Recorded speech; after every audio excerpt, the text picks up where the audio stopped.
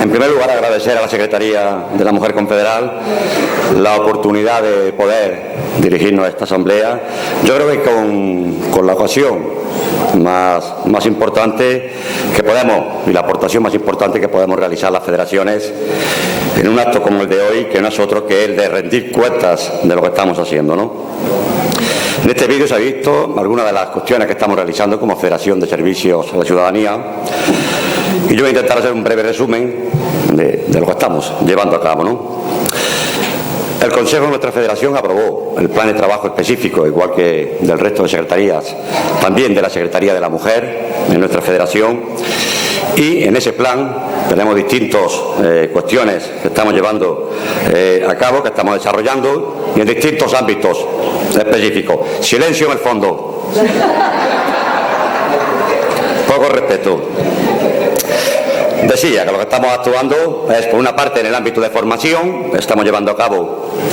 todo lo que es una política formativa de sensibilización, y también en el apartado concreto de política de género y negociación colectiva, que entendemos que es fundamental.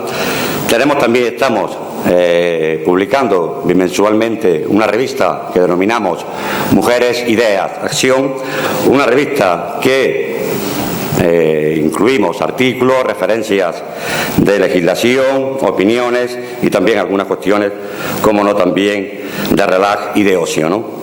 Creemos que está siendo un instrumento importante esta revista, una revista que estamos haciendo llegar a todas las afiliadas y afiliados, de los cuales poseemos direcciones de correo electrónico, una media algo más de 8.000 personas. Distribuimos esta revista,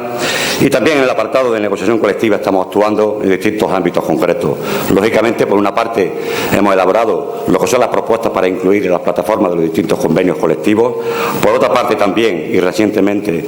hemos firmado un acuerdo con la Delegación de Gobierno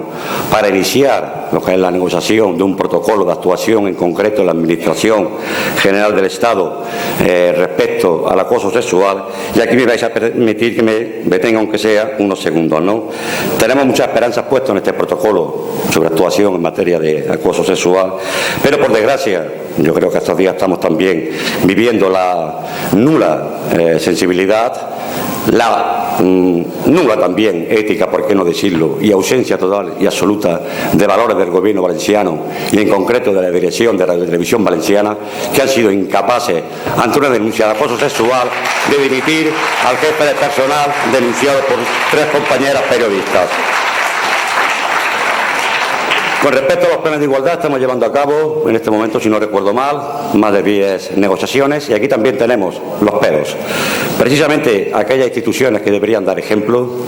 en poner en práctica todas las medidas previstas tanto en la Ley de Igualdad como las que se puedan desarrollar a través de los planes de igualdad, son precisamente las instituciones que menos están favoreciendo la negociación de los planes de igualdad. Y así hemos tenido que rechazar por nula negociación el plan de igualdad en el Ayuntamiento de Alicante, el plan de igualdad en el Ayuntamiento de Valencia, y gracias a la presión que desde Comisiones Obreras se está haciendo, puede ser, aún no lo sabemos, que sí que terminemos negociando como queremos y firmando, en su caso, el plan de igualdad de la Generalitat Valenciana. Aquí creo que también habría que denunciar la actitud por parte de algunos sindicatos que entienden que los planes de igualdad es moneda de cambio de otras materias, objeto de negociación, y yo creo que la experiencia